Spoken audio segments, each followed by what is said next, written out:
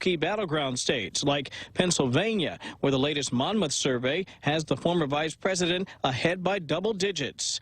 Though critics will quickly remind that polling in 2016 was anything but predictive of the outcome, and even the Monmouth survey acknowledged most voters believe there is a secret Trump vote that simply won't show up in many surveys. Fox's Kevin Corke reports Pascal will stay with the campaign, returning to his earlier job of managing digital advertising. New York City's police chief Terry Monahan among 4 officers injured in a confrontation with protesters on the Brooklyn Bridge Wednesday. According to video tweeted by the police, a man swinging what looked like a cane struck the officers. In another clip, officers were seen bloodied by those blows. Fox's Gernal Scott. America is listening to Fox News. Are you fed up with those long bank lines? Do you wish you had a bank who gave you faster service? Well, by enrolling in Bank Pacific's new mobile app, you don't even need to wait in line. But even if you do want to come down in person, we're more than happy to see your smiling face, as long as you have a mask. Because our service is so good, we don't believe in lines. Because for 66 years, we've been making sure you get the service you deserve. Because where others put branches, we place roots. And we're rooting for you. Member FDIC. Mezcla Chamorro Fusion Bistro in Hagåtña is taking your local favorite dishes and serve them with extra flair. Mezcla is ready to serve you and your family for your dine-in experience and takeout services. To ensure everyone's safety and comfort, Team Mezcla has taken further steps in maintaining a clean and sanitized area for you and your family while dining in. For more information, please call 479-2652 or 479-2653. Mezcla Chamorro Fusion Bistro, a true taste of Guam. A massive hack attack on Twitter Wednesday. Among the high-profile Twitter accounts targeted, former President Barack Obama and his Vice President Joe Biden, billionaires Bill Gates, Warren Buffett, Jeff Bezos, and Michael Bloomberg. Some company Twitter accounts were also hacked, including Apple and Uber. The accounts have a collective following of more than 300 million people. They tweeted similar messages. Biden's tweet read, "If you send $1,000, I will send back $2,000. Only doing this for 30 minutes. Biden's campaign told Fox Twitter locked down the account immediately following the breach and removed the related tweet. But for hours, Twitter released few updates, only saying they were investigating a security incident. Fox's Jackie Heinrich. Twitter now says they were the victim of a coordinated attack that targeted some company employees who had access to some of the platform's internal systems. Berkeley, California's City Council approving a plan to replace police with unarmed civilians during traffic stops, seeing it as a way to end racial profiling. A committee will hash out the details, but the citizen unit would also handle calls about homelessness and mental illness. It's prison time for a former Hawaii police officer who forced a homeless man to lick a public urinal. A judge telling John Rabago to imagine someone forcing his 2 young daughters to do what he did to the victim as she sentenced the former Honolulu police officer to 4 years in prison. Rabago and another officer found the homeless man in a public bathroom stall while responding to a nuisance call in 2018. Judge Leslie Kobayashi saying Rabago threatened to beat the man and shove his face in a toilet if he didn't lick the urinal, then held him down until he licked it. Rabago pled guilty to 2 civil rights violations. The judge sadly summed it up, telling Rabago he robbed the man of the only possession he had left, his dignity. Steve Rappaport, Fox News. And I'm Jack Callahan. This is Fox News.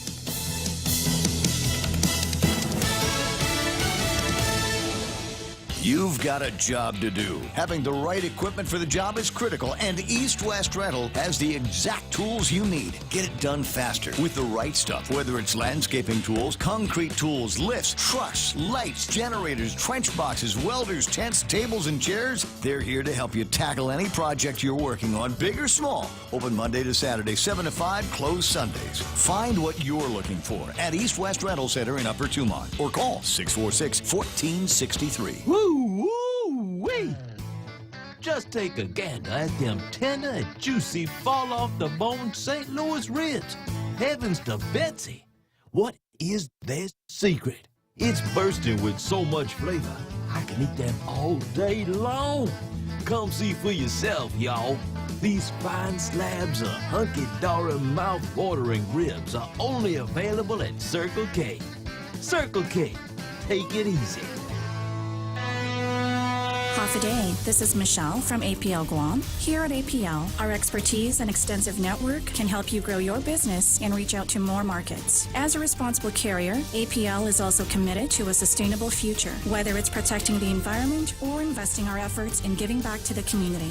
Our dedicated teams in Guam and on the U.S. mainland are here to support you. Call 588-4651 or visit apl.com. Tall Tales with Bob Klitzkie is brought to you by Bank Pacific, banking on the Pacific for 66 years. Welcome to Tall Tales with Bob Klitzkie, the only show on talk radio where common sense is a lot more common. Phone lines are now open at 888-TALK. That's 888-8255. And now, The Point proudly brings you Tall Tales with Senator Bob Klitzkie. A well-regulated militia being necessary to the security of a free state. The right of the people to keep and bear arms shall not be infringed. I say that every day at this same time at 1600 in the afternoon for several reasons. One, to remind myself and everyone out there in our international radio listening audience that the United States Constitution, including its amendments constituting the Bill of Rights, are very important to all of us, and certainly important to this talk show because it's the basis of much of our discussion. We talk about the Constitution and laws of the United States, the laws of Guam, the laws of other places, if appropriate, society, sociology, and once in a while I will tell I guess what they're now called, what they're referred to nowadays as is dad jokes. Is that right? Is that right, Real Joe Cruz? Sure, sir. Dad jokes? Yeah. They're the best. Yeah, like Real Joe Cruz, you know what's red and green and eats rocks? No, I don't, sir. That's a red and green rock eater. Real Joe Cruz, do you know what's yellow and blue and eats rocks? No, sir. Try. A yellow and blue rock eater? No, they don't make those. Oh. I know a few dad jokes. So we go from the Second Amendment straight to Zemi-Ikotny.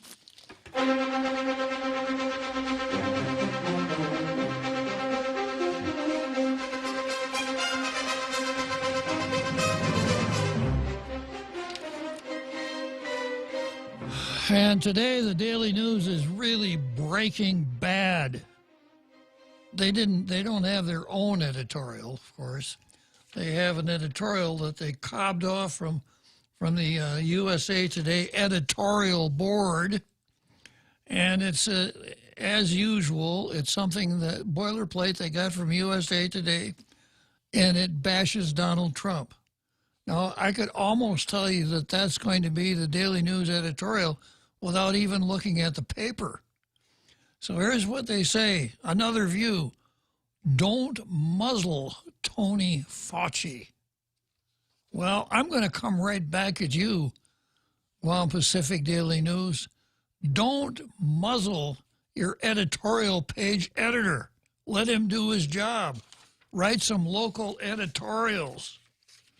Otherwise, awarding the coveted Blue Star, pretty easy for me because there's no competition from the Daily News. Every once in a while, I get competition from an unexpected source.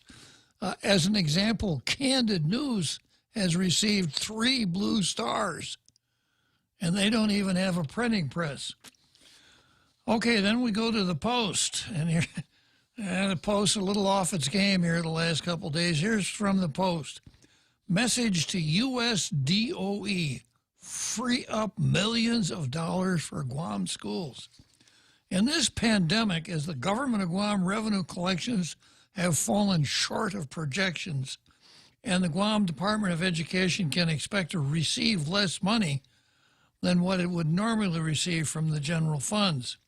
Any amount withheld from GDOE impacts the nearly 29,000 public school students and their learning. what is it, face palm, Real Joe Cruz? Yes, sir. Face palm. I'd have never thought of that. The U.S. Department of Education can help GDOE with its looming cash constraints. Every year over the past several years, GDOE has paid a third-party financial monitor to look over GDOE's shoulders because USDOE has required it.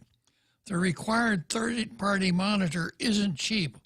This year, $2.5 million of GDOE's money goes towards paying this financial monitor, called Alvarez and Marshall Public Sector Services.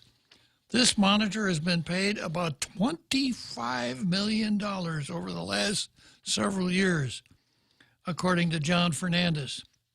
USDOE required this financial monitor at a time when DOE's record keeping on its spending and other financial paperwork was a mess. There was a time when the Office of Public Accountability deemed, actually, you don't mean deemed, deemed, little vocabulary lesson. When you use the word deemed, you're talking about a fiction, an acceptable fiction. So, as an example, this is a poor example, but it's the one that pops in my head. A child born of two people married for more than 9 months is deemed to be the offspring of that couple. Maybe, maybe not, but it is deemed to be. So what the writer here means, there was a time when the Office of Public Accountability found DOE unaudible because of a lack of proper financial record keeping. Deemed is not a synonym for found. Okay, going on with the editorial. But those days are over. Over the past 7 audited fiscal years, DOE has received a clean audit.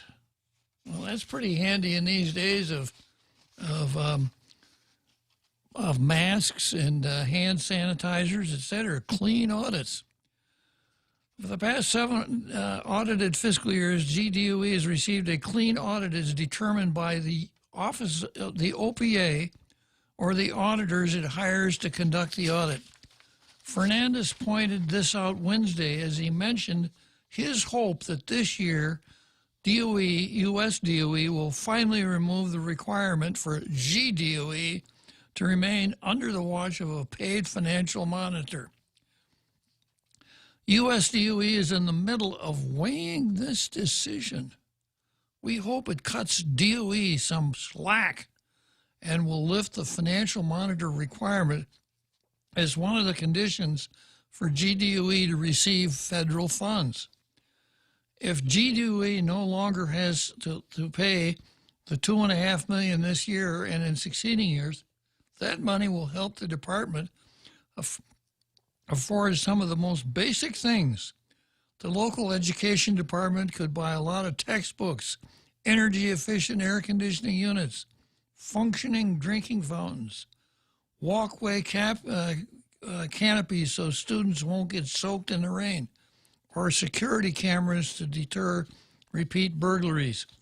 We hope the U.S. DOE officials in D.C. will finally decide that this money for a financial monitor would be better spent meeting some of the basic needs of our public schools are doing without. We're not begging U.S. DOE for more money. We're asking the Federal Education Department support its Guam counterpart and use its best judgment that will help rather than hurt our local public schools.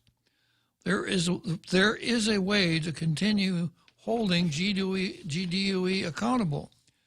This is the job of the public auditor, Benjamin Cruz. If it helps, an auditor can be added to the Office of, OPA staff. What is OPA? Office of Public Accountability staff to specifically keep watch over DOE finances. Hiring an auditor might cost some money, but it will not be 2.5 million in a year or 25 million over several years. Now here's the punchline, Real Joe Cruz. Once again, hiring an auditor might cost some money, but it will not be 2.5 million in a year or 25 million over several years. It's a no-brainer. A no-brainer. We hope DOE gets it. Well, the last time that the Post referred to something as a no-brainer, you may recall this, Real Joe Cruz, canceling the primary election was a no-brainer. Wow. Yeah. And I sat here deluding myself into thinking that what I had inside this large cranium of mine was something called a brain, because I spoke vehemently against canceling the primary for good and sufficient reason. Boy, was I surprised to find out that canceling the primary was a no-brainer.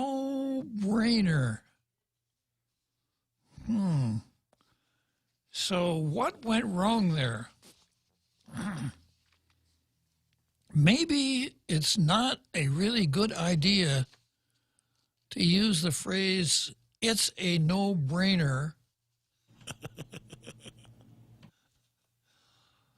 unless you're talking to someone that you're sure agrees with your position. Otherwise, you might react the same way I did.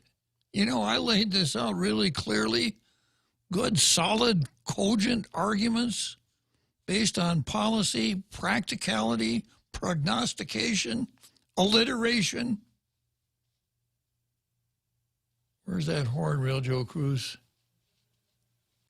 Yeah. Pragmatism. What did I say? Pragmatism. Anyhow. So when I found out that my reasoning process had led me to what the Post referred to as a no-brainer, did I stop and say, well, gosh, I must be stupid? Or did I say, you ain't getting no blue star today? So lesson learned there, Guam Daily Post. Maybe use of the phrase no-brainer might not be your most persuasive tool. And today, I don't even need to go that far. I understand what you're trying to say. You make a case. It's not a strong case. So I won't hold your use of the impermissible phrase against you, nor will I hold the fact that you used the wrong word in the sentence here. You used deemed when you obviously meant fine.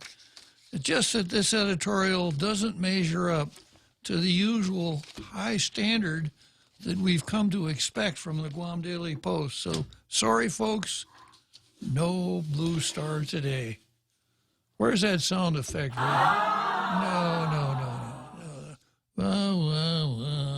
That sound effect. Remember that one? Wah, wah, wah. Yeah, that was the one, yeah. You know which button to push for that one, right? I gotta look for it, sir. Yeah, okay. All right, so let's take a look at the card. We start out, of course, with Janela versus Troy. And the count there is we're up to 57 now. It's been 57 days since the PACO pronouncement that said that Janela did not have to apologize for her muting and cutting off behavior at one of the governor's press conferences. So Crystal Paco San Augustine, formerly known as Crystal Paco, said what Janela didn't have to apologize. Now, you recall that the whole matter was exacerbated by Troy, who kept dogging the lieutenant governor, saying, when is Janela going to apologize?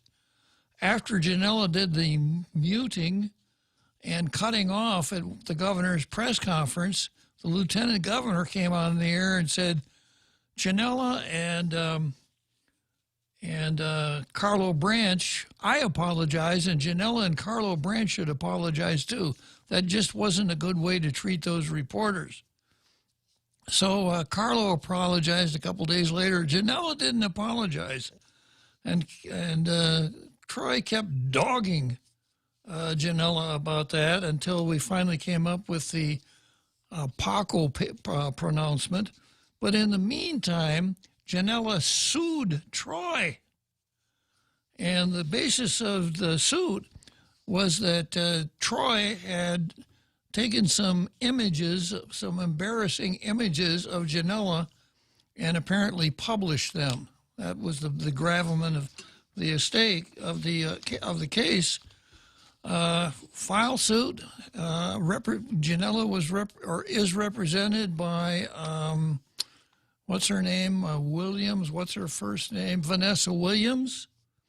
And Troy was served the papers, etc. But now Troy has defended against that suit, and he's hired one of the legal aces on the island here, David Lujan.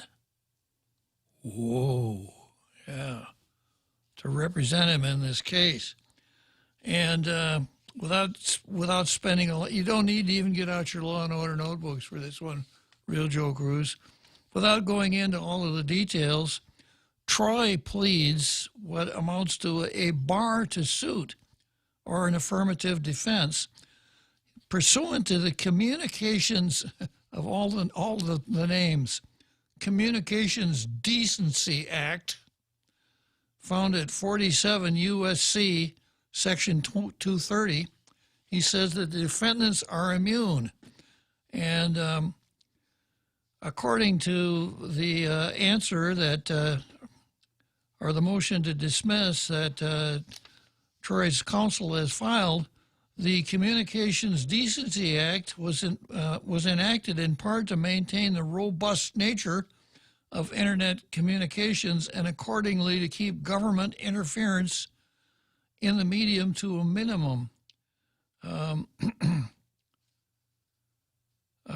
Congress made a deliberate choice not to deter harmful online speech through the separate route of imposing tort liability on companies that serve as intermediaries for other parties' potentially injurious messages.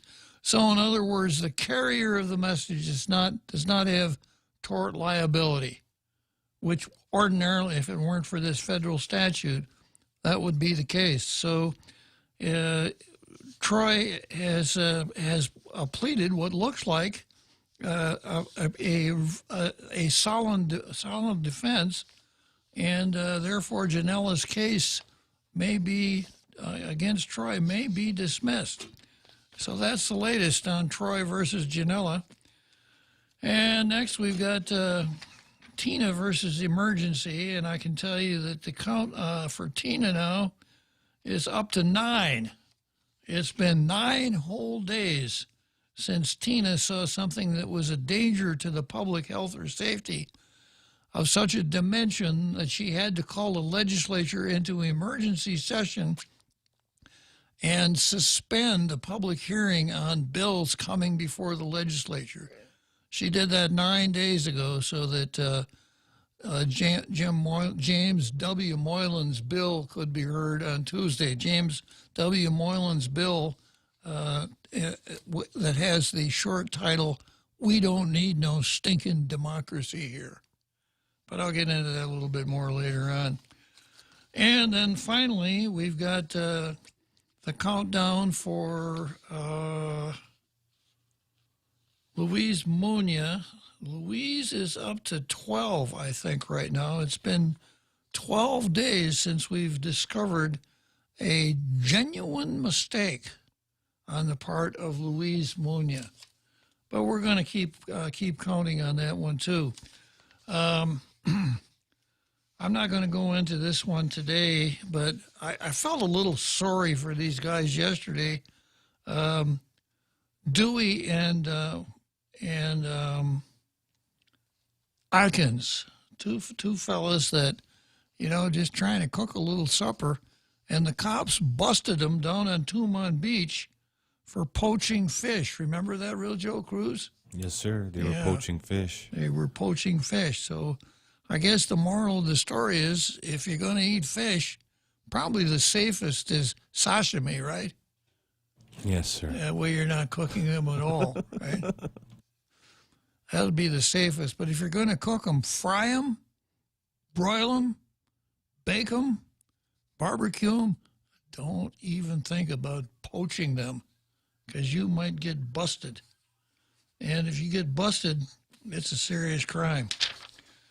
I talked a little bit about Tom Fisher versus leaving on a jet plane yesterday. I don't think I need to go into that much farther. This is the case where Tom Fisher has filed a sunshine law request on the Office of the Attorney General, asking for all of the electronic communications dealing with the double pay question. And the Attorney General says, we don't have to give you those, they're private. And my own analysis is, I'm glad that Tom Fisher brought this, because my reading of the Sunshine Law says it reaches every kind of communication. It reaches print, email, carrier pigeon, WhatsApp chats, etc. And if it doesn't, then it won't take scofflaws very long to figure out that we'll have a chat room set up on WhatsApp for all our board members, our general manager, and a couple of key employees. Then we can decide what we're going to do in the meetings in our chat room, so we'll be all ready for the meeting. And since it's WhatsApp, no one can get it with a FOIA request. Well, Tom Fisher is going to test that out. Now, the Attorney General has said, we don't want to infringe on our employees' privacy. And my question is, what privacy could there be? If a government employee is doing his WhatsApp chatting at his workplace or during government time, then what else could he be talking about except government business? You could rephrase that, what else should he be talking? He shouldn't be talking about anything except government business. So I would say that any chat on WhatsApp carried on during government time is ipso facto discoverable with the Sunshine Law request, because it's obviously conducting government business. Even if the Attorney General comes back and said, no, that wasn't government business, that was just two employees talking about poaching fish, wouldn't make any difference. Okay, then the bombshell news for today is Rory versus Joanne Brown. And I have a story here from the Post. Port GM and predecessor trade criticisms. An audit report released Wednesday states the Port Authority of Guam Board of Directors did not consistently ratify the former general manager and former deputy general manager's pay adjustments as a result of formal performance evaluations. The Office of Public Accountability, led by Public Auditor Benjamin Cruz, recommended that the Port Board consistently ratify all pay adjustments for Port unclassified employees on a going-forward basis. The performance audit also stated the former general manager's hiring was, quote, discussed or decided during a closed-door meeting, which isn't allowed under the open government law. Now, I got to stop here because I've spent a lot of time studying the open government law, and I won't tell you that I know it chapter and verse, but I know it well enough that I can usually spot an issue. So let's talk about the hiring of a general manager. I go to 5 GCA Section 8111, subsection small a, which reads in pertinent part, this is, no agency is prohibited from this chapter from holding executive sessions, right, during a regular or special meeting to consider the appointment, employment, or dismissal of a public officer or employee. So if during an executive session they can discuss the appointment of a public officer, Joanne Brown, as the executive manager of the port, would be a public officer. So I don't think that discussing the hiring of her is a violation of the open government law. Okay, let's take a short break here. We'll come back to Joanne Brown and Rory Respicio. The Extra Point with Jerry Roberts of Guam Training. Hi, I'm Jerry Roberts, and every day on The Ray Gibson Show, I get to comment on the incredibly diverse, fun, challenging, sometimes frustrating, often exciting, but always interesting world of work. I hope you'll be there with us. You can find daily transcripts of The Extra Point at guamtraining.com. Tune in every weekday morning at 7:20 for The Extra Point with Jerry Roberts, brought to you by Guahan Insurance Services and First Hawaiian Bank on 93.3 The Point. GRMC's Neuroscience and Neurology Department treats a wide spectrum of disorders associated with the nervous system, spine, and brain.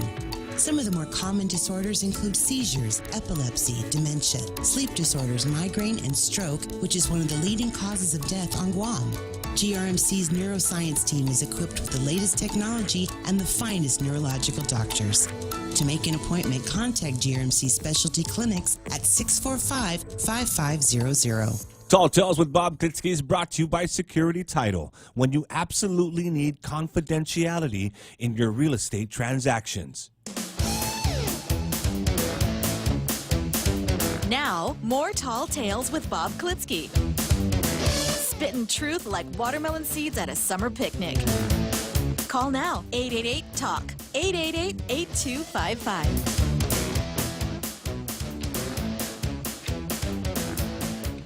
Okay, so I go from that statute straight to an article that ran in the Daily News yesterday.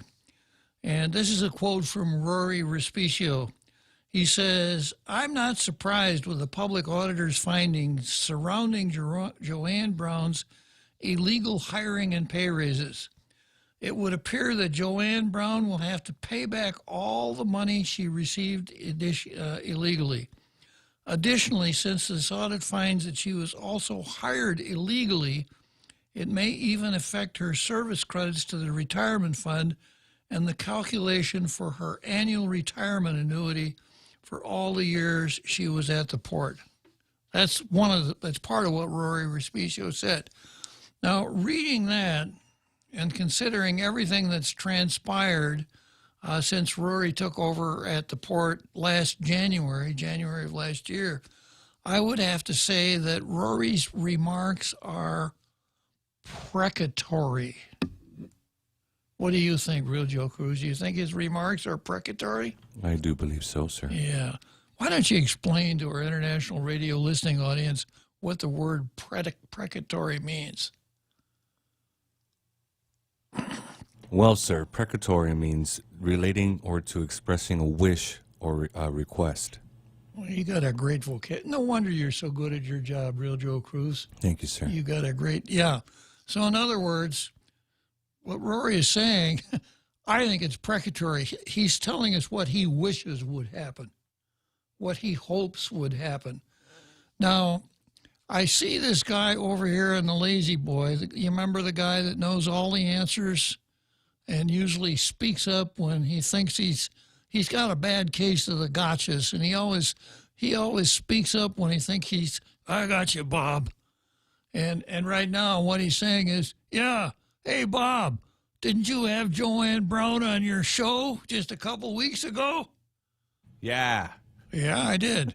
And when she was on your show, didn't you tell her that you'd signed her petition? Yeah, well, yes, I did. I certainly did. What about it? Well,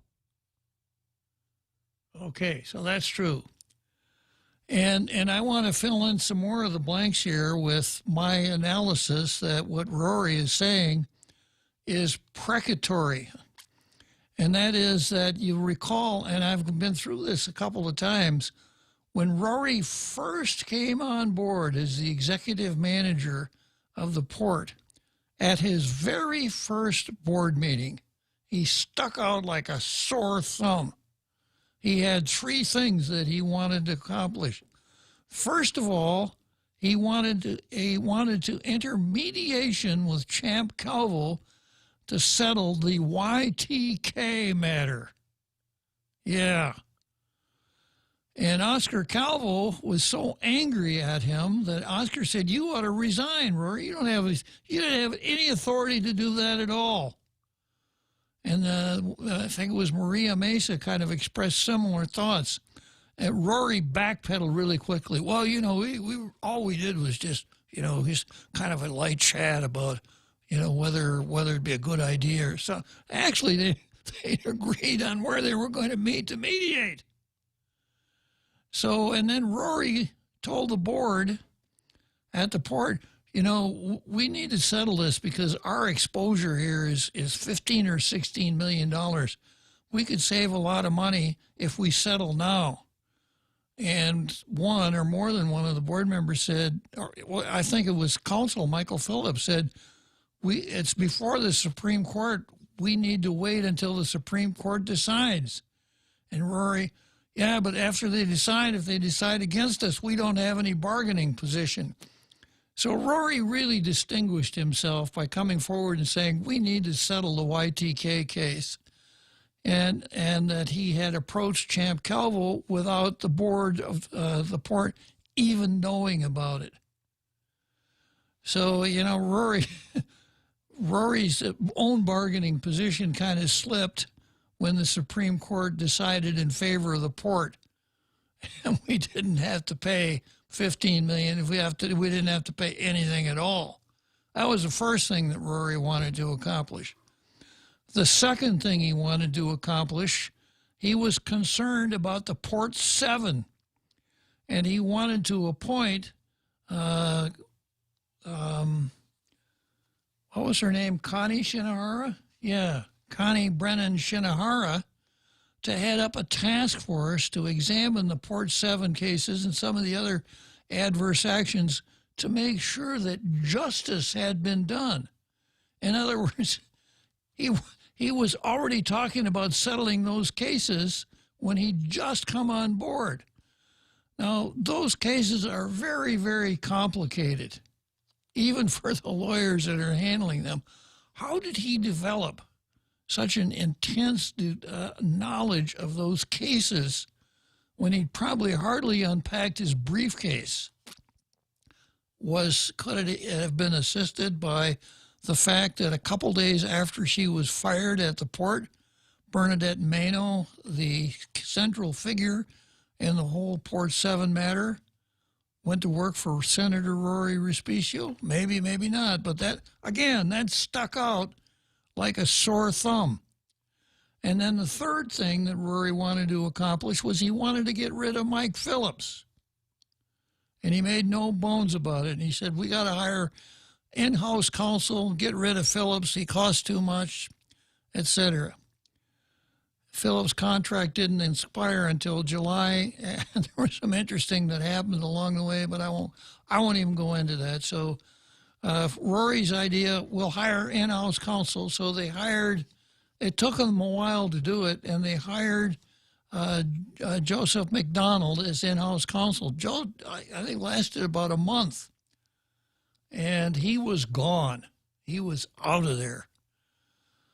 And they didn't hire in-house counsel for quite a while. I'm not sure that they've hired in-house counsel up until now, although I think they may have.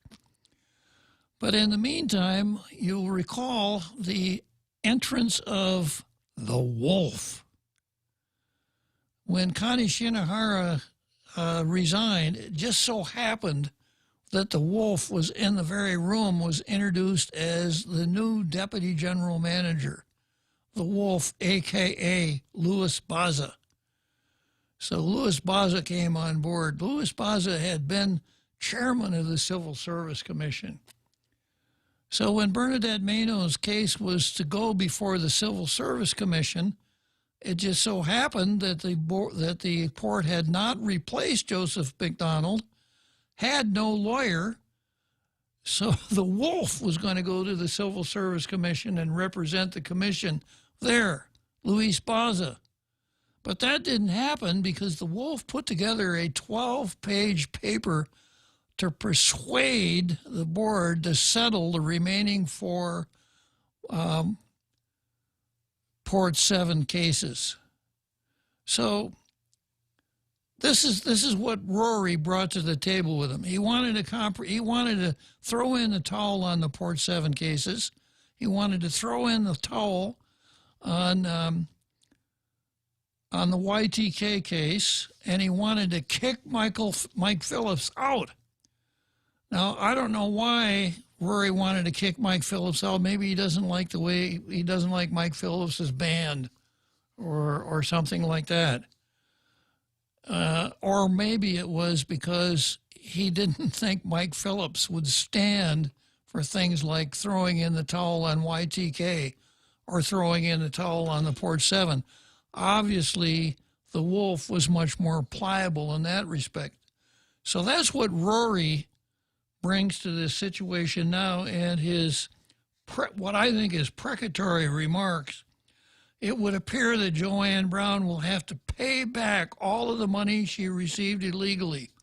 Additionally, since this audit finds that she was also hired illegally, it may even affect her service credits to the retirement fund and the calculation for her annual retirement annuity for all the years she was at the port. Now, I've given you the benefit of my legal analysis of her hiring.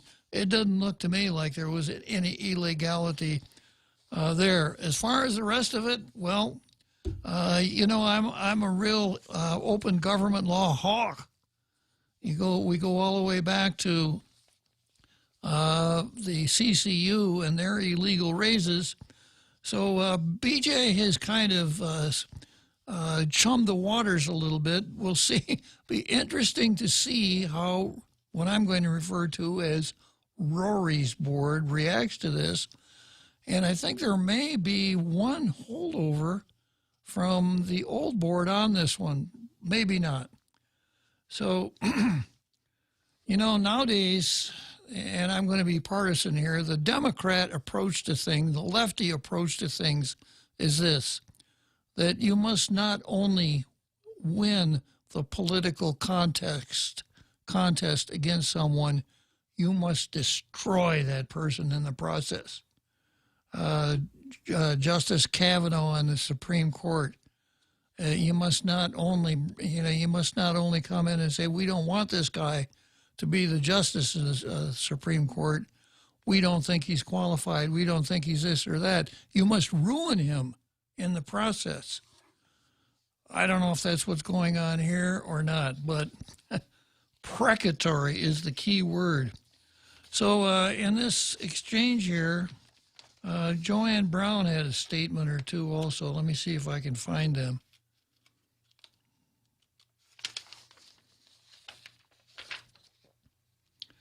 This is what Joanne Brown said.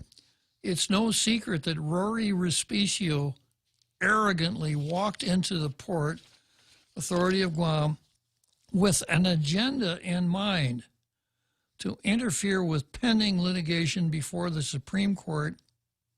We talked about that, YTK, and to execute political payoffs without demonstrating any capability and competency to run the Port Authority. Rory Respicio is attempting to nullify the very migration pay plan that has allowed him to start at the top with a very comfortable salary of $170,000. So what she's saying there is this. I think she started at like 110, and after 6 or 7 years at the port, she worked her way up to a salary of $170,000.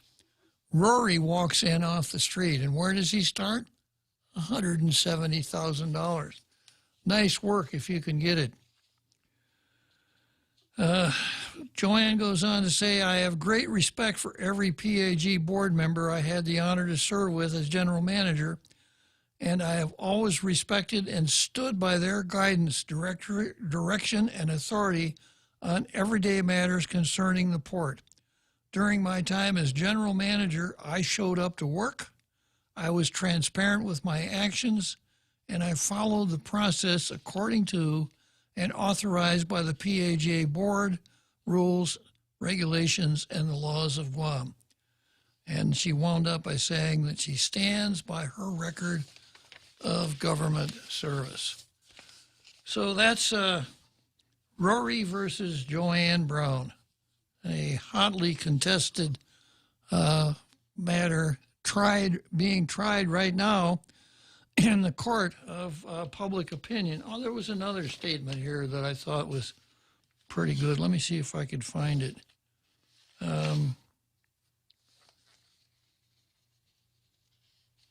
Yeah, Joanne Brown also said, she said she's running for senator, quote, to tackle corruption within our government. So I expected to be personally attacked throughout this campaign. I know that fighting corruption will compel the corrupt to make every effort to mask their misdeeds and tear me down.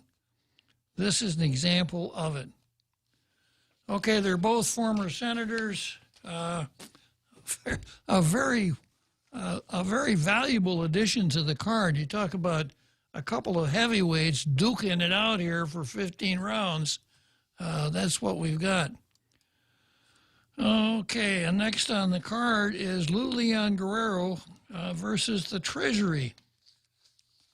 Got a call coming in here from Matt. Is it that, Matt? Oh, we got a break coming up, huh? Okay, Matt, I got to take a short break, and I'll go straight to you after the break. 5, 4, 3, 2, 1, launch! That's just what we did with our new state-of-the-art mobile banking app as we celebrate 66 years of serving our island communities. It's loaded with a ton of new user-friendly features, including remote deposit capture. It's another way of saying you don't have to come to the bank to go to the bank. And if you want to come to the bank, we're happy to see your smiling face as long as you're wearing a mask. And we don't have long lines. Bank Pacific Rosebud branches, we place roots, and we're rooting for you. Member FDIC. Are you or a loved one in need of wheelchair transportation? Do you have a medical appointment or family event you don't want to miss? At Access Medical Transport, they offer wheelchair accessible service 24 hours a day, 7 days a week. Available at your convenience, let them help you get to your destination. To learn more about their wheelchair transportation service, contact them today, 646-6970. At Access Medical Transport, they treat their patients like family. Thank you, and be safe, Guam. Tall Tales with Bob Klitzkie is brought to you by Mezcla Chamorro Fusion Bistro. They're open in Agotna, ready for dine-in, takeout, and delivery services from Monday through Saturday, 11 a.m. to 2 p.m. and 5 p.m. to 9 p.m. Call them now, 479-2652, and get your Mezcla fix today.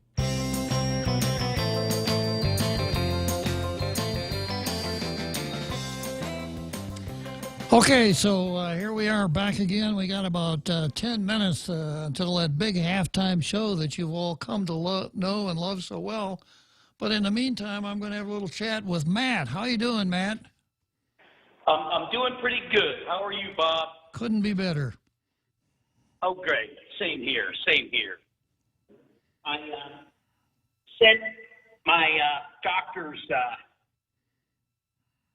advice over to the Department of Public Health and Social Services via email with his recommendation, which was to be outside, do yoga, and hang out with friends and family to beat the anxiety I've been fighting for most of my life, pretty much. Did he tell you to call Tall Tales and listen to Tall Tales?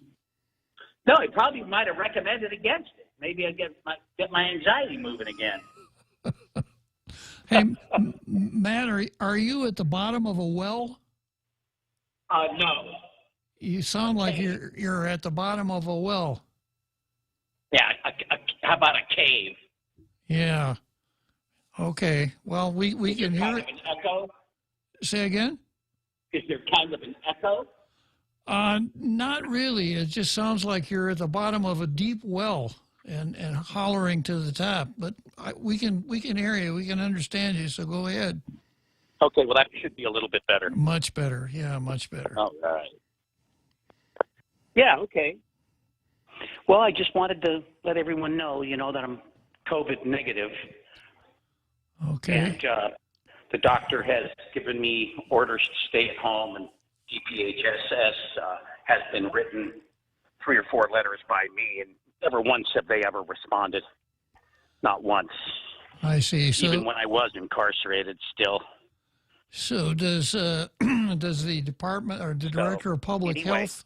Does the director of public health think that? Does the director of public health think that you should still be in quarantine? And being home quarantined? I'm saying, does the director of public health think that you should still be in quarantine? Yeah, it's self-quarantines. Okay, so they've ordered you into self-quarantine? Well, that's the once you come up negative, you go and you self-quarantine until the 14 days is up, I presume. Now, there's so many different versions of this thing, because if this and this occurs, then you got to do that. If this and that occurs, then you have to do X or Y or Z. So anyway, I'll just go to the 14th day, and then we'll write a letter and get them to sign a letter that I'm able to go out and go grocery shopping or go walking on the beach. Yeah. Okay, well, you've had a tough time, Matt, but it sounds like things are working out for you. Yeah, I understand. One of my friends said you better call Bob because he knows some Guam code annotated or something like that, that when you do have a COVID negative test, which I did, they administered at GMH. I had the results in 2 minutes before I went in the door to get diagnosed for the high blood pressure and anxiety by the doctor there at about 6:00 a.m. in the morning 2 days ago. Mm-hmm. But crazy how quick they came through with the tests, and there was about 6 or 8 nurses there chatting on the phones and giggling, you know how they are, these nurses.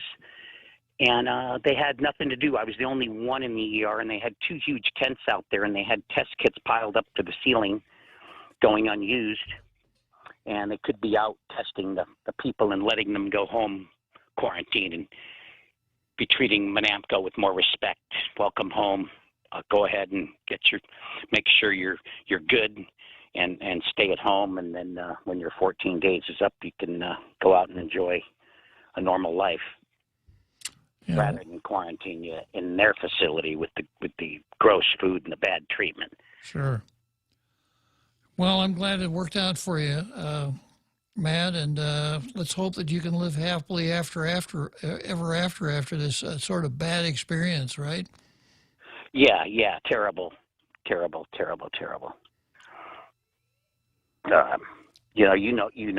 8 cops came and knocked on Luke's door. I found out, then they came to try to grab me out of the Hilton, but the GM said, "No way, you're not going in Matt's room." Mm-hmm. I kind of heard a skirmish outside my door, and then the GM actually walked in, except I was tired. It was 10:30. They got the Lukes around 10:15, and they got me. And what I'd learned out today from my inside sources, retired GPD people, that it was the 8-man or some women probably on the team there with the GPD that are in their jurisdiction is watching over these facilities where they incarcerate you because they've got their own hidden agenda. And it was that team that had came looking for me because they wanted to get a brownie button, I guess, and throw me back in the clink. And then they asked Luke, "Do you have a copy of? We want to see the copy of your dad's negative test." And I went over to Luke's, and he's the one who scanned it. He's got the scanner at our home office there, and went ahead and scanned it and emailed it to me, and then I forwarded it to DPHSS and the social workers over at the facility there at the Bayview to clear my name. And then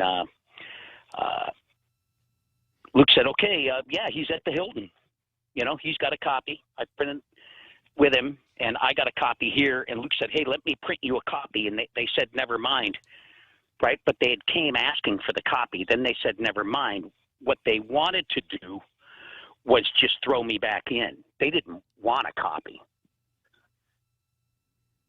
I see. Yeah, so that was quite interesting. Right. But I've covered my butt. I've got a paper trail that's really, really good. And one day I'll come in there and show you. I've been kind of trying to forward you and WhatsApp you bits and pieces. You might have it all. I don't know. Well, I don't recall. Just so the public can know. Yeah, I haven't received any WhatsApps from you, Matt. Did I give you my cell phone number? I gave you my... no, I did not get that, but that would be much appreciated. Yeah. Can you hold on a minute? Well, I just want to grab my... I'll tell you what. You want to just call me back? I'll tell you later? what, Matt. I'll tell you what. Yeah, when I ring off here, you can talk to the real Joe Cruz and he'll give it to you. Okay, terrific. Okay. Yeah, you know, I don't want to cause a ruckus. It's a small island, but I still want to stand up for myself and say, hey, and voice my opinion and my heartfelt belief. That's all. I'm a fair person. Okay, well, I'm glad it worked out for you, Matt. Okay, thank you. Okay, so I'll give you to the real Joe Cruz, and he'll give you my cell phone number, okay? Okay, all righty. Okay, so that was Matt Murphy, who made a guest appearance on the Ray Gibson Show the other day and has been the man on the run. You know, has run afoul of the quarantine officials, and as you heard, is finally able to resolve his problem with the quarantiners. So we're glad that worked out, and I'm hoping that his appearance on the Ray Gibson Show was in some way a small assistance to him attaining his freedom. So let's see, I got about 2 minutes to go before that big halftime show. I think I'll just check in and see who's here this afternoon. Janice Wong is here. Janice Wong is always the first one here. Good afternoon, Janice. Glad to see you're so punctual. And I got Walter Gray, Jr. And let's see, there's a suggestion that from Janice Wong to check out the Parler app. That's the second time I've heard of the Parler app. So I guess I better do that. Parler. Supposed to be a non-Zuckerberg version of something like Facebook, right, Real Joe Cruz? Yes, sir. Yeah. Are you on it, Real Joe Cruz? No, sir, I'm not. I thought you were a pretty woke guy. That's a new thing, sir. I'm not. All right. Okay. Let's break for that big halftime show.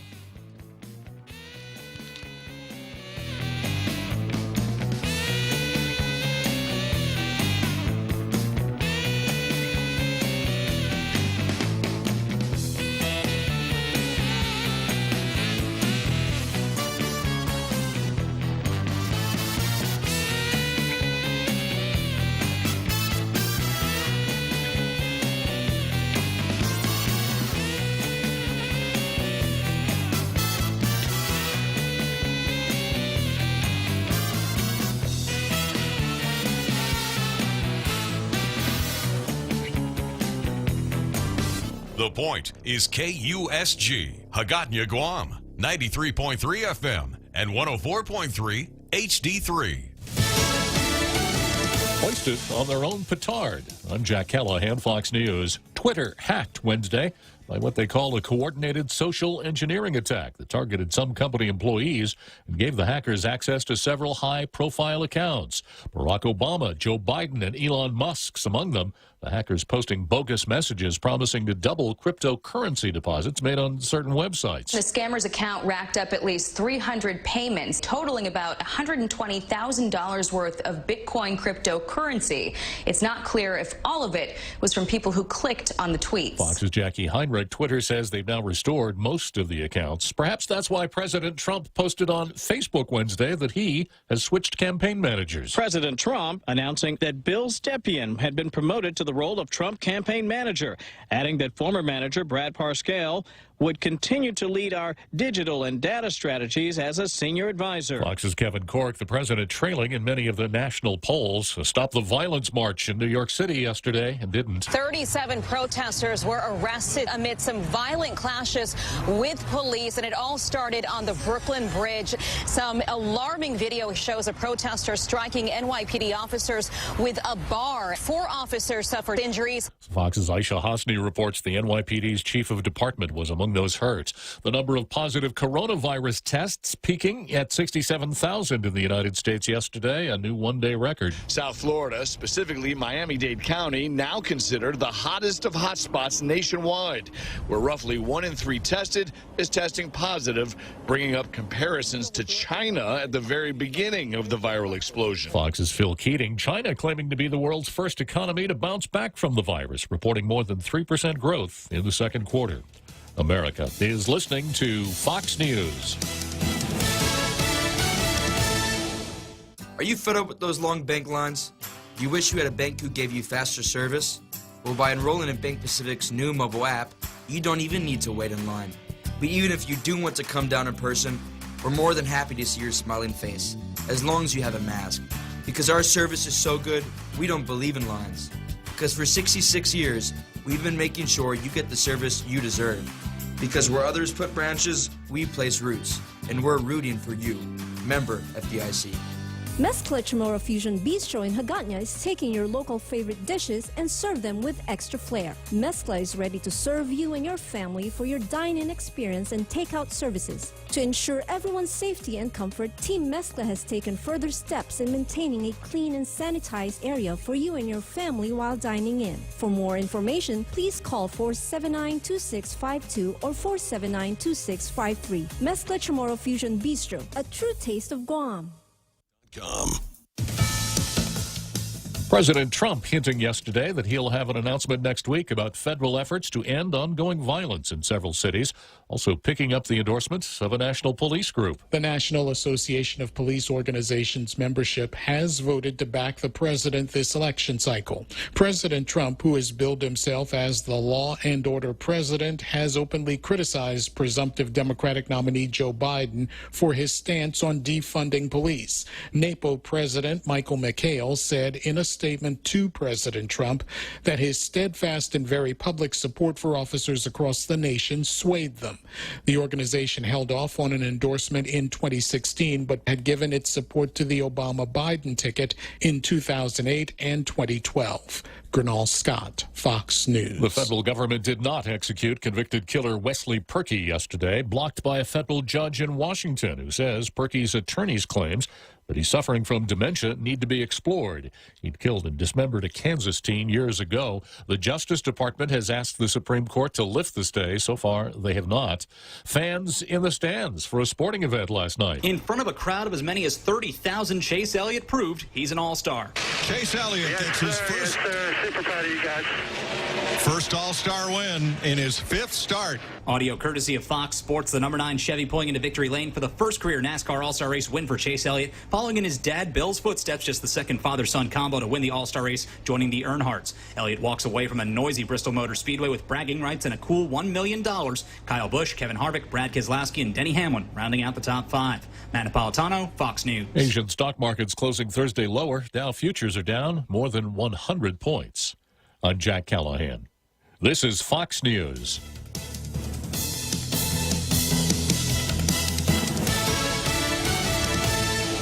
You've got a job to do. Having the right equipment for the job is critical, and East West Rental has the exact tools you need. Get it done faster with the right stuff, whether it's landscaping tools, concrete tools, lifts, trucks, lights, generators, trench boxes, welders, tents, tables, and chairs. They're here to help you tackle any project you're working on, big or small. Open Monday to Saturday, 7 to 5, closed Sundays. Find what you're looking for at East West Rental Center in Upper Tumont or call 646-1463.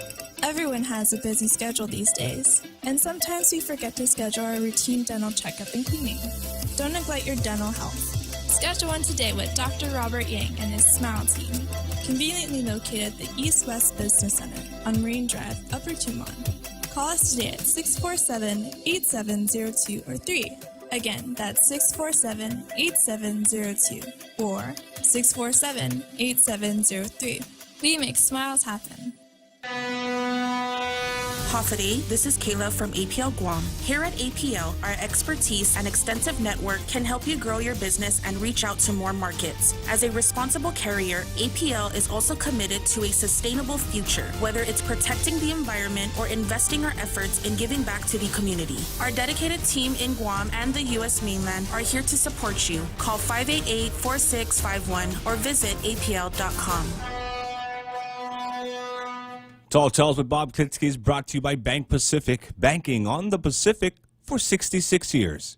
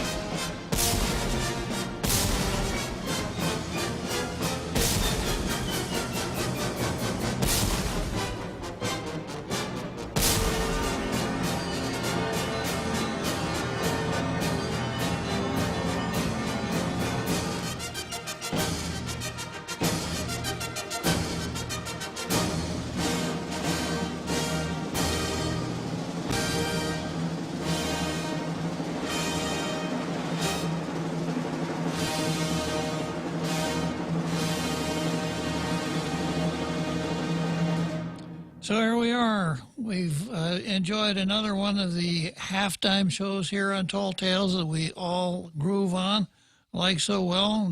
We are now entering the second half of Tall Tales, and I've got an article here, Gov Guam revenue shortfall, $47 million. And this is listed on the card as Lou Leon Guerrero versus the Treasury. Reports of the government's finances show a $47.4 million shortfall in revenue collected in the first 8 months of the fiscal year, compared to $558.2 million that was anticipated. That's an 8.5% shortfall, according to a table in the Consolidated Revenue and Expenditure Report. Now, I've reported on this about a week ago, I think. We've got a fleshed out article here. That won't trigger a fiscal realignment plan, which would adjust the budget in light of the existing shortfall. That's because the government is projecting tax collections this month, leading to a much smaller 1% variance between what was budgeted and their new projections. The shortfall isn't a surprise to local residents and representatives in the business community. In Saipan and Hawaii, their governments also rely on the tourism industry, which have reduced current fiscal year budgets and have announced plans for government furloughs in light of lower revenues. And a lot of people on Guam have been saying the same thing. Isn't it time that we started making some plans for austerity? Isn't it time that we started working on how we're going to handle a situation where we can't meet payroll for a government this size? I've heard that from a lot of folks. I've said it myself, because we are just chugging along here with the government of Guam. It's just business as usual for the government of Guam, even though tax collections are obviously way, way down. The government of Guam is carrying on as usual. Lou has brought a couple people on board. She has, I think, without the authority to do so, created some extra pay brackets by executive order, her own version of Wuhan virus special pay by executive order. And again, I don't think she has the authority to do that. But whether or not she does, it's costing us more money. So we have Catherine Castro, the president of the president of the Guam Chamber. She said, even before this administration, we've said the government is too big. And what we've seen in the pandemic is that government continues to hire and increase its payroll. Catherine goes on to say, this is a big concern, and it should be a concern for everybody, because while the private sector has done what the government has asked and shut down and tightened its belt, and very reluctantly and with heavy hearts reduced and furloughed employees, the government hasn't taken any steps. I believe there's going to be a cutoff, Castro said, referring to the federal programs such as the pandemic unemployment assistance, a portion of which ends this month. But when that happens, they may not be ready for it, and it's going to affect us all. That's from Catherine Castro. As far as I'm concerned, she's absolutely correct. Now, I have a caller from a fiscal hawk who always is looking for the opportunity to chime in on this subject. So glad you called in, Chris. Happy day, Your Honor, Honorable Marine, Senator, and my favorite talk show host. How you doing? I'm doing great, Chris. Yourself? Good. So did the Post print my answers yet for their questionnaire? Not yet. Oh, okay. Well, you'll see fiscal hawk in there. Good. And you'll see a lot of good fiscal discussion, policy discussions as well. But before I go into that, my friend, I wanted to say that I've been listening, and while I've been working on some projects, and I completely agree with you on your analysis on the primary election. Much of the situation that we see and the kind of the devolving into anarchy stateside from the East Coast to the West Coast, New York, Chicago, Seattle, Portland now is just absolutely insane. And the really kind of this lawlessness, and I think this is already a policy of Tall Tales, but I would hope that we never on Tall Tales accept that crazy term that's been thrown around for years and years and years now, new normal. No. I had a feeling that that Judge Bob had already abolished that from Tall Tales. I just wanted to make sure that it was true. True enough.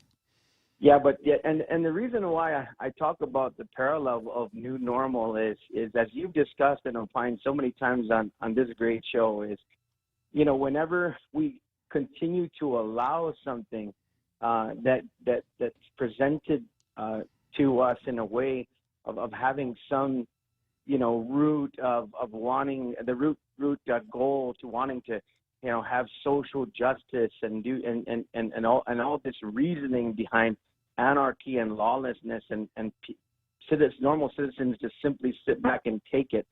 And they say, well, this will become the new normal. I said we need to rail against things like that. And the parallel I draw to this cancellation of the primary election, and I was glad when you made this point as well. Perhaps in a couple of months ago when COVID was already here, or the Wuhan virus, excuse me, I violated our rules. The Wuhan virus is already, proliferating on our island. And this, perhaps if there was some visionary down there at the legislature that would have come with this decision or discussion point about perhaps canceling the primary, it might have been palatable under these circumstances and these circumstances only. But then with almost immediately after the ballot selection is done and all of the races, it's understood who's running, who's been qualified to run, the emergency gets called. And what's amazing is they debated that bill yesterday, Bob, and as far as what I was able to watch of the session, there was only one amendment to the bill, and when it moved to the voting file, they still haven't voted on it, and it's an emergency. Yeah. Well, Tina has her own way of dealing with emergencies. True enough. But the thing about it is, the reason why I'm drawing the similarity to new normal is, I liked the way you stacked your opinion basically on, we've I heard maybe 5 arguments on the floor of why we should do this, but I think the slippery slope, kind of discussion that you entered into with regard to this is really the backdrop to it. So we go into the gubernatorial election in 2022, and there's any number of 4 or 5 things that are happening in our community that would make it convenient after ballot selections are done to say, let's convene an emergency session. And well, we've done this before. Let's see, that team that's running for governor, this side only has 1 set of candidates. Let's have an emergency. Let's cancel this primary. I mean, I think you've pointed out well enough that slippery slope is just something we never should go down, particularly when we change the rules in the middle of the game. Exactly, Chris. On the fiscal issue, the chicken's coming home to roost. I know that you and I absolutely months and months ago had seen this coming, but I wanted to point out a couple of things that are really bothersome, because I think that these are the things that are being hidden, and these 3 points that I'd like to make are what's really dangerous about where the road we're going down. One is, I believe, the optimism of yesterday's deadline for tax for filing, and the windfall that normally happens with regard to that is one of the cushions and the issues that's being proffered, that we're going to be okay. We're only going to see a 1% variance, with regard to projections.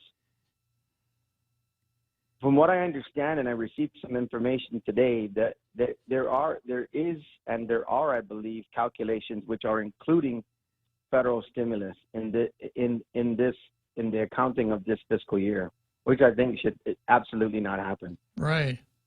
And I think that's probably along the lines, because if you've noticed, every time they've discussed the payments of the Department of Labor payouts, they've been announcing the amount of money being held back for taxes, and to me that's new money. That's money that's replaced money that we've lost, and I don't think should be part of the calculation. It's not appropriated funds.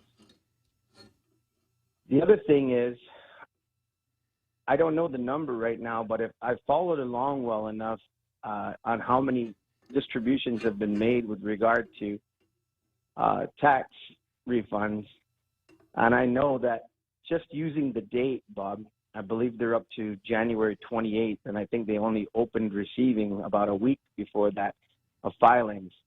That's got to more than likely be at least, at best, probably 10% of what's actually owed. I think I heard up to 4 maybe distributions, and they were in the $4 million range, and I know the budget at least for it is $125 million. And so if we are now from what I understand is maybe one of the one of the silver linings of the COVID as well, from what I understand, is okay, now the date by court order now has been moved because of the filing deadline being moved.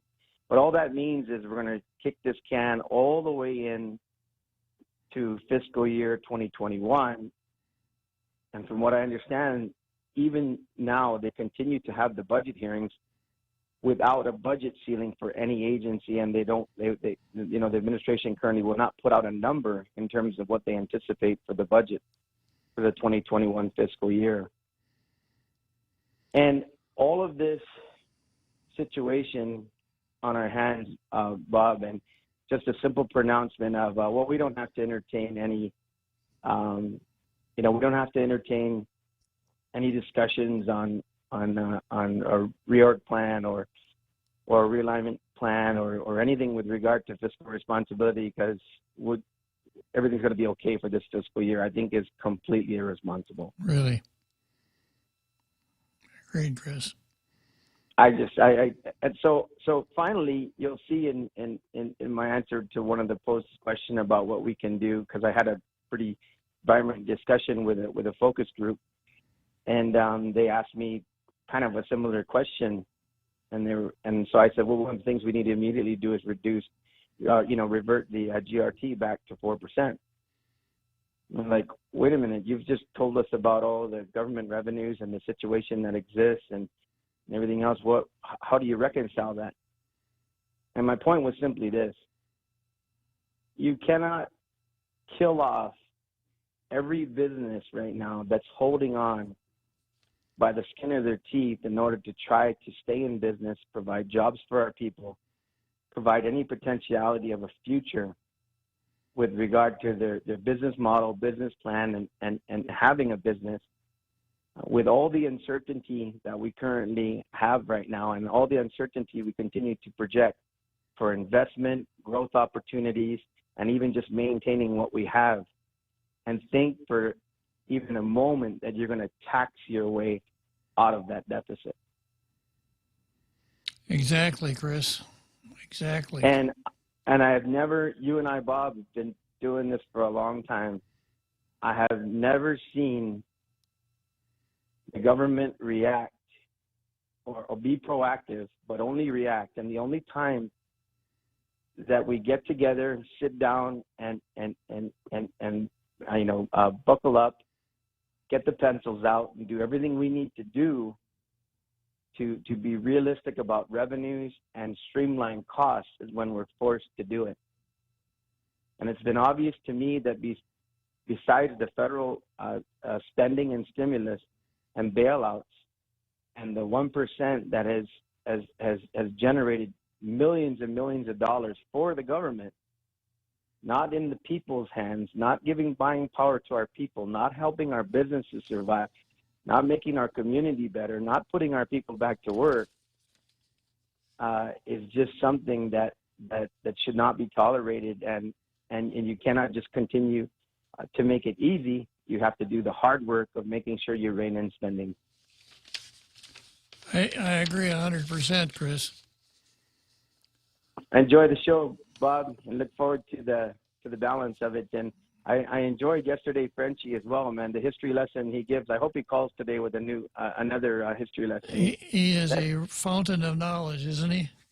Yeah, that history of the Soros family was amazing. I tell you, that was I almost wanted to keep cutting my grass because I had my headset on. I was listening to that while I was cutting my grass, and I was like, oh, it didn't feel like I was even doing any work. So, nice job, Frenchie. Okay, Chris. Thanks a lot for calling. Take care, Bob. I'm going to enjoy the rest of the show. Have a good day. So long. Okay, so former Senator Chris Duenas, candidate for Senator Chris Duenas, a fiscal hawk, just exactly what we need, a fiscal hawk. It's not his money, it's our money. Okay, so from there I go to James W. Moylan versus the franchise. And Chris is so right. We're not proactive. We're only react, and we react after we've decided who the candidates are. The absentee ballots had to be mailed out yesterday. And I have a story here, James Woke Moylan versus the franchise, that ran in the Post.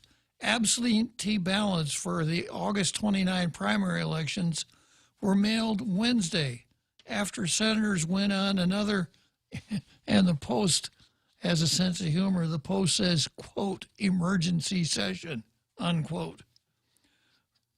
Recess without deciding on a bill. And another emergency session recess without deciding on a bill that is in the voting file that proposes to cancel the primaries. 4 senators said during the emergency session that they oppose and will vote no on Bill 375. Bipartisan legislation. Bipartisan meaning that it had James Woke Moylan as a sponsor and Therese Tetlahi as a sponsor. One's a Democrat, the other one's a Republican. That makes it bipartisan legislation that seeks to cancel all primary races and allow all qualified candidates to advance to the November 3 general election. The senators who said they're going to vote against it, let's give these guys a round of applause after I read their names, Real Joe Cruz. Senator Joe San Augustine, Clinton Rigel, Raging Bisco Lee, and Will Castro. Yeah. St. Augustine said, I move that we just have a full primary. The Guam Election Commission can handle it. Let's not kid ourselves. They've done a great job for many years, and they will continue doing a great job for the many years to come.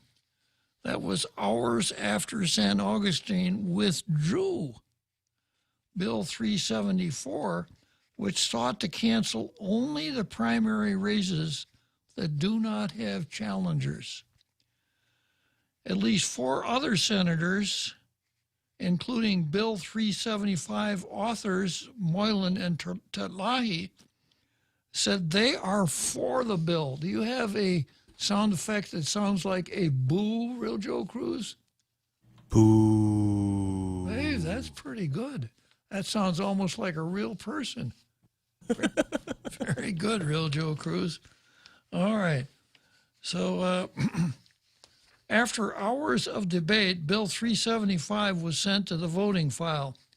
St. Augustine asked for a recess to further review Bill 330, which seeks to allow absentee voting when a state of emergency is declared. Now, once again, this is the bill that I so roundly criticized that was introduced by, what's her name? Karen Marsh Titano. Yeah. And of course, we've known for years and years and years there'd be absentee voting, but there's no sense introducing a bill for absentee voting until we know who the candidates are, right? The Guam Election Commission is required by law to send absentee ballots 45 days before the primary election or on July 15. GEC Executive Director Maria Pangilinan confirmed sending out more than 30 absentee ballots, including at least 15 by regular mail and the rest by electronic mail by Wednesday afternoon.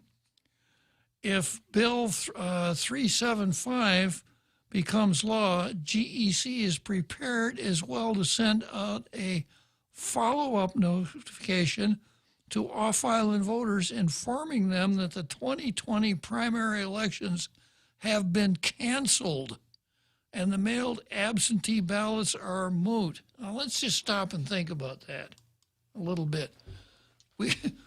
We've decided after we know who the candidates are, if it goes one way, we've decided who the candidates are, then we say, well, let's cancel the primary. But because we had to send the ballots out on the 15th of July, they're already in the mail. They're in the mail right now. So what happens if Moylan's bill, it may have passed this afternoon, and the governor signs it into law? Well, then the Election Commission has got to send another letter to those same people who got the absentee ballots. Dear Mr. and Mrs. Cruz, remember that absentee ballot that I sent you? Well, you could just toss that in the shuck scan because we're not going to have a primary election. So Mr. Cruz says to Mrs. Cruz, if that's the case, why in the hell did they send me a primary election ballot in the first place? This doesn't make any sense. And of course, he's absolutely right. It makes absolutely no sense at all. Okay, let's take a short break here for the 7th inning stretch. GRMC's cardiology department treats most complex heart problems. In our catheterization lab, cardiologists use imaging equipment to treat clogged arteries that can cause heart attacks or heart failure. We perform balloon angioplasty, stenting, and other life-saving cardiac procedures. If you suffer from a heart condition, have your provider refer you to GRMC's cardiology clinic at 645-5500. GRMC, where patients are partners. The Extra Point with Jerry Roberts of Guam Training. Hi, I'm Jerry Roberts, and every day on The Ray Gibson Show, I get to comment on the incredibly diverse, fun, challenging, sometimes frustrating, often exciting, but always interesting world of work. I hope you'll be there with us. You can find daily transcripts of The Extra Point at guamtraining.com. Tune in every weekday morning at 7:20 for The Extra Point with Jerry Roberts, brought to you by Guahan Insurance Services and First Hawaiian Bank on 93.3 The Point.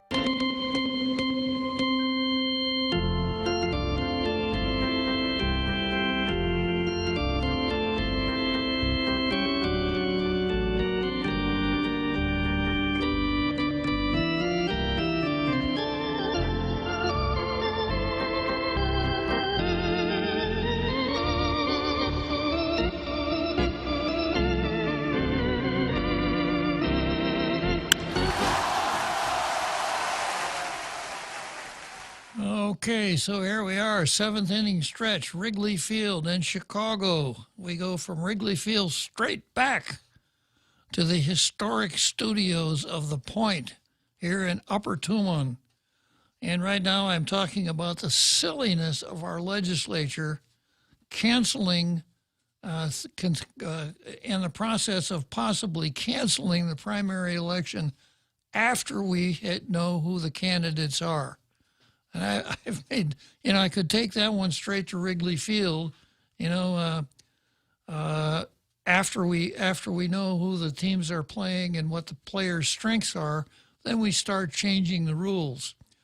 For instance, we've exhausted our pitchers in the games leading up to today's game, so the only pitcher we got left is an old sore arm pitcher. It doesn't have a very good fastball, but he can still throw the ball.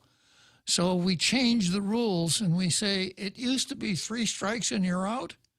Not today, because our pitcher's not really too strong. So it's going to be 2 strikes and you're out. That's what we're doing here by canceling the primary. We're changing the rules of the game. And when we change the rules of the game, all the prognosticators are sitting around saying, well, by not having a primary, who does it help and who does it hurt? As an example, in Jigo, if we don't have a primary, I will have to sort out my choice for the mayor of Jigo from among 6 people. So if you're running for the mayor of Jigo and you're a Republican, you don't have to campaign against a Democrat.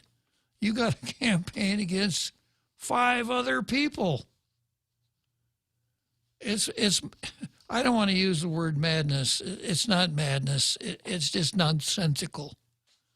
Completely nonsensical.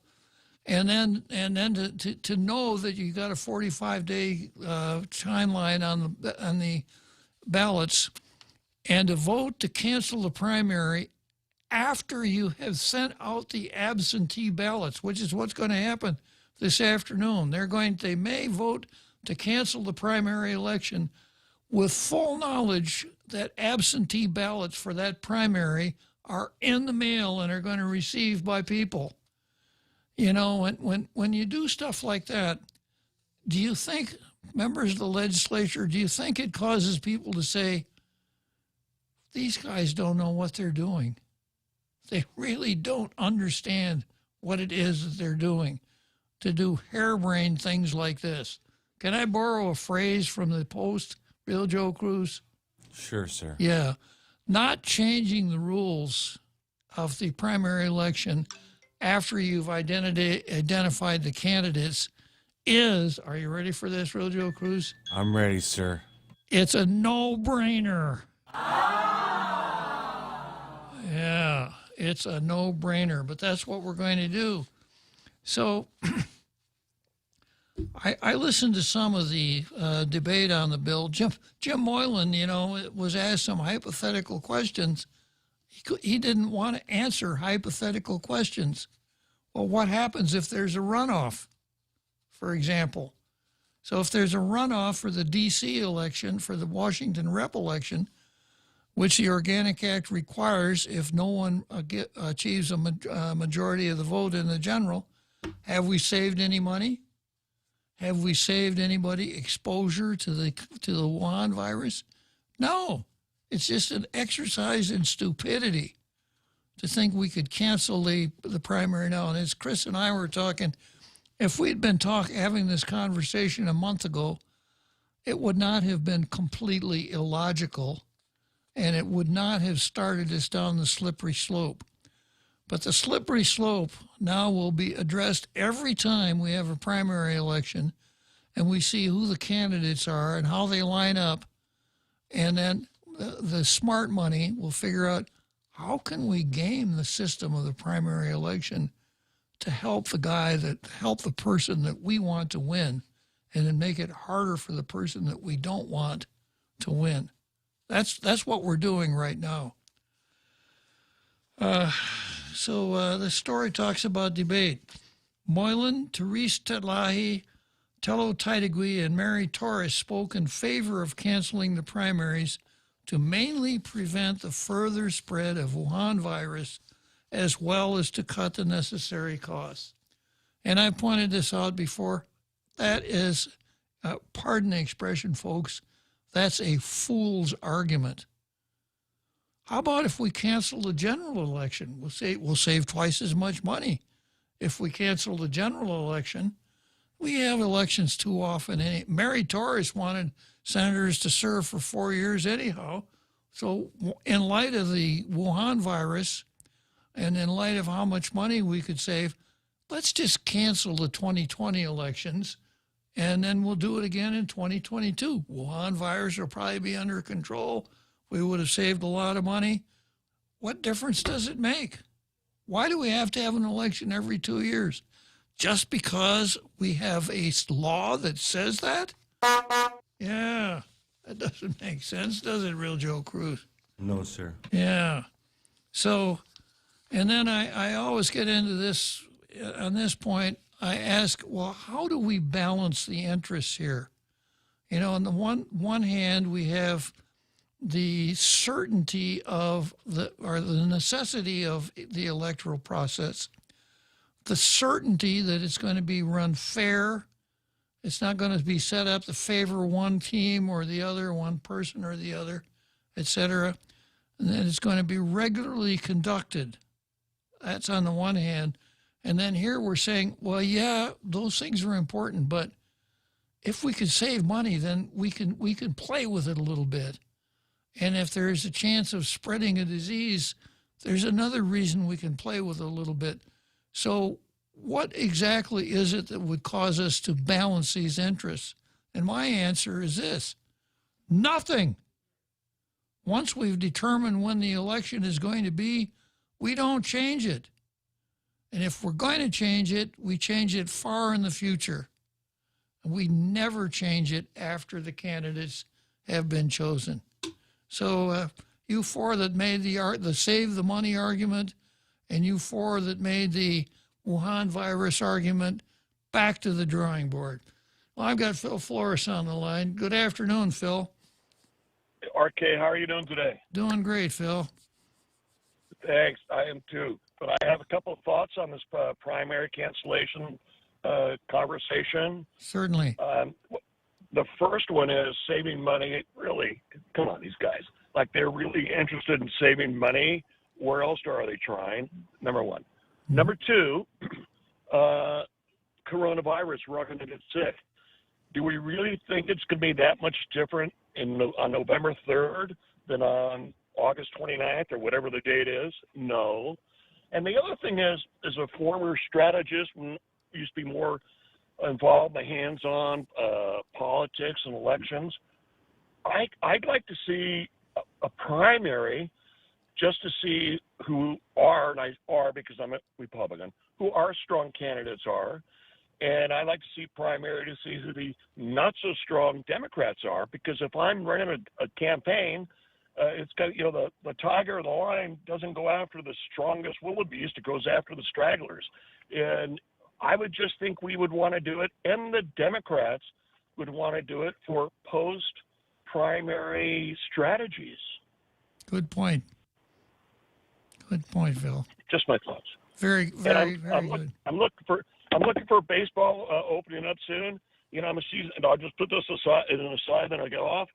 But I'm a season ticket holder for the Giants, and I've been chosen to be one of the people who are going to participate in, I guess, the artificial cheers or watching of the game. And so the Giants are calling myself and my son. He's still here for a couple of weeks before he goes back to school. And so I get to be a kind of a real Giant fan this year, even if there's not a real season, just kind of a pretend season. It should be fun. Hey, that's great, Phil. Congratulations. Yeah, good. So I love listening to you on the way home every day. Keep it up. Thanks. Okay, Phil. Good talking to you. Okay, well, there's a dimension I hadn't thought of that, when you have the primary election, you're a Republican, you look who the weaker candidates are on the other side, and those are the ones that you go after to unseat. I like the analogy that Phil used. I could convert that a little bit to you and me, another Joe. If you and I are outside and we're being chased by a lion, Yes, sir. I don't have to run faster than the lion. I just have to run faster than you. This is true, sir. Yeah. Okay, so going back to one other, here's a principle, and my view on the election is certainly driven by principles. The principle that you don't change the game after it started. The principle that elections have to be predictable and regular on their face. And here's another principle. Nobody ever said democracy is cheap. There are a lot of more, it's much cheaper to have a dictatorship. I know down in Castro's Cuba, they don't waste a lot of money on silly things like elections. They haven't had an election since 1959 in Cuba. Who needs it? So saving money by not having an election is not a worthwhile consideration. So picking up here on Moylan, Titlahi, Taitagui, and Torres spoke in favor of canceling the primaries, mainly to prevent the spread of Wuhan virus, as well as to cut unnecessary costs. Saving $400,000 is valuable, especially with GovGuam not clear austerity measures when revenues have decreased. This is from James Walk Milan. So he thinks saving $400,000 is a really good idea. I have an idea how we could save $400,000, real Joe Cruz. How, sir? Skip that whole FESPAC thing. That's going to cost us $400,000. I didn't hear anybody, we can't do that. We got to save $400,000. So it's more important to send a bunch of folks to Hawaii to sing and dance than it is to have an election. The story goes on to say, this is the time to do things extraordinary, because these are extraordinary times. And we can argue all we want about rights. But the bottom line is that there is a way to save money, and if there is a way to ensure that at least there's some level of safety, then you take that step, I believe. So extraordinary times, and I've posed this dichotomy on Tall Tales more than once. The question is this: does emergency create power? And if the answer is yes, then the next question is, well, then can't power create emergency? And that's exactly what we've seen through this whole Wuhan virus thing. We've seen the governor throw her weight around, exert powers that no governor has ever even thought about before. And I think in many cases, for insufficient reasons. We could probably get Matt Murphy on the line to expound on that a little bit. So the fact that we're dealing with a Wuhan virus doesn't mean that we have to junk the most sacred part of our democratic system. James Woke Moylan, you're not very woke on this one, James. Teichwey said the bill is about people's health and safety and called for setting aside politics. Now, that's great. You know, an election is not about choosing people for public office. It's about health and safety, and you should set aside politics when you're dealing with elections. Then she goes on to say, democracy is alive. We're going to have a general election, and everybody who signed up to run for public office is going to be on that ballot. Well, she's got a marvelous grasp of the obvious, doesn't she? And they will be chosen by the people of Guam. Rangel said senators have a difficult decision to make after hearing sentiments from those who have said the primaries are a waste of time and money, and others who have said it's not a fair decision to make at this time. I want to be clear that I have always thought that it's the political parties who should pay for the primaries. It just shows you that Clint Rangel is not paying attention. Because if we don't have the government-sponsored primaries, there won't be any. But this bill doesn't do that. This bill doesn't require the parties to pay for the primary. This bill cancels the primary. The senator said it's not fair to change the rules in the middle of the contest.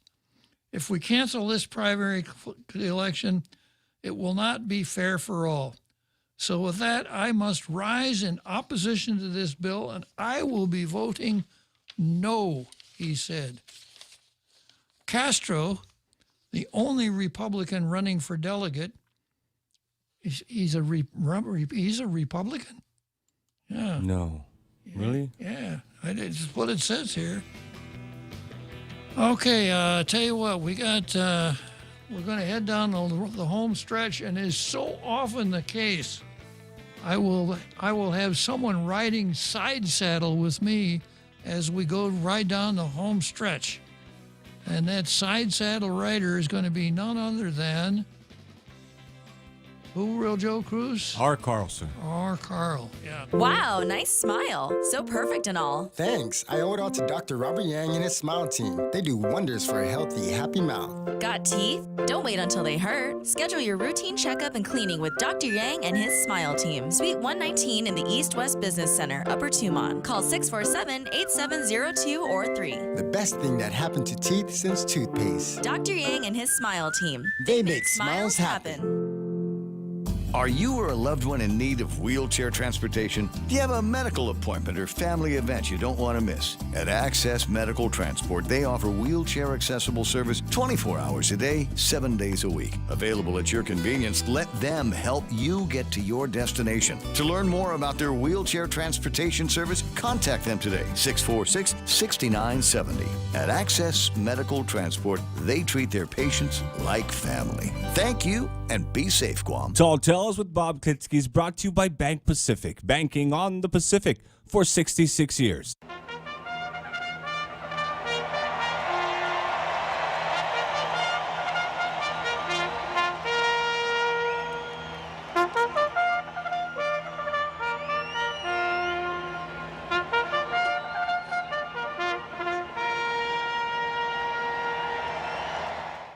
Well, you know, I've never heard our Carl use the phrase, it's a no-brainer. And it's not part of my usual vocabulary either, but since the Post has used it twice here in about 10 days, I thought I'd pick up on it.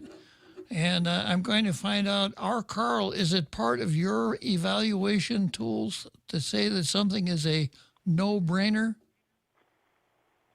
I normally don't use that term, but in this case, yeah, I think it applies. That not ending the primary is a no-brainer. By the way you've explained it. Anyway, I was kind of trying to resist to call in, but as often happens, I couldn't resist. You know, I just find it so ironic that our elected officials will fight tooth and nail budget cuts of any kind to GovGuam, but somehow when it involves the most fundamental aspect of our government, elections, they seem to be extremely enthusiastic about that. And I just find that just tremendously ironic. It is an irony, yeah. Yeah, and I shop just about every night. I go out to local Payless, and I probably over the last several weeks, I've been around hundreds, probably thousands of people, sometimes within inches of each other. You know, despite the fact when we fall in line, we're 6 feet apart, but, you know, walking down the aisles and in various places of the store, I mean, you're just up close. There's just no way to completely avoid that. The thing they should do is to try to figure out ways for people who are vulnerable to vote safely. Focus their efforts on that. You know, the senior citizens, maybe people who have vulnerabilities, asthma or whatever. You know, focus on protecting those people, and instead of shutting down the whole thing, which is what they did with this Wuhan virus. You know, instead of focusing the resources and time and energy on educating the public and protecting the most vulnerable and letting the other 98% of the population get back to work as soon as possible and revive this economy, they just decided to shut down 95% of the economy, which has done tremendous damage. And who knows how long this is going to take to get over, or if we'll ever really get back to where we were before. Yeah, I agree, Carl. Yeah, well, anyway, that's my my 2 bits for the day. Just wanted to weigh in and express some of my my concerns about the situation. Thanks a lot, Bob, for allowing me to do a minor rant as usual. I'll take your 2 bits and put it in the collection plate, Carl. Thanks for calling. All right, thank you. Our Carl helping me ride down the home stretch here. So home stretch, I got about, 7 more minutes to go. I'm going to finish up here. I got another call coming in. I'm going to finish up here on this story about who said what about the election. Castro, the only Republican running for delegate, said canceling the primaries will infringe on people's constitutional right to vote. If you support the cancellation of all primary elections, I might vote for this, but to make exception to this election, I just don't see the legal, medical, or public policy basis upon which to support either the amendment or the bill on its face, Castro said, adding that it doesn't make sense allowing people to go to malls and bars, but not allowed to vote in the primaries. And that's an argument we've made about a lot of things. You know, the grocery stores kept functioning right along, but Commissar DeNorcy said you can't have sacramental services. Okay, I've got Keith on the line, probably the last call of the day. Good afternoon, Keith. Good afternoon, Bob. Just one quick comment. Previous caller and yourself had noted how ironic it was that the legislators are also willing to cut election funds, but not anything else. I would actually swap out instructive instead of ironic. A good point, yeah. In regards to the latter, instead of sort of throwing the baby out with the bathwater, what do you think about the idea of like a mobile polling place that can go to places with senior citizens' homes or what have you? It would be staffed by 2 or 3 people who are, you know, tested every day and all this, and it would limit the exposure to people who do have underlying problems or are susceptible. Yeah, I think that's a good idea, Keith. And had we been talking about this, say, 6 weeks ago, it probably was possible.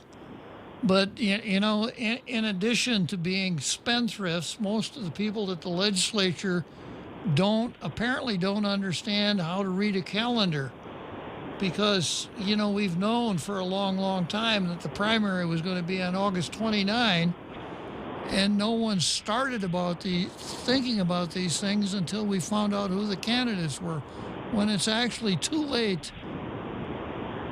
Wow, are you on the ocean, Keith? No. Oh, you were getting a real loud roaring wind in the background there. Oh, sorry, that was my air conditioner. Oh, okay. So I'm in my car. Okay. So yeah, but you know, this idea of, well, we don't have to worry about this until it's too late. In addition to not being very fiscally responsible, I'm going to have to hang the banner on the whole legislature. They're just not responsible at all, to not even start thinking about these things until it's too late. 6 weeks ago, your idea of, you know, taking the election to the people instead of vice versa would have been very possible, but obviously it's not possible now. That's a shame. Oh well, it was a thought. Good thought, Keith. Good thought. I think maybe it would be a good idea to never have session between the hours of 4 and 6, so that members of the legislature could pick up on the fountain of wisdom that flows forth from the callers to tall tales every day. Thanks for adding. I like it.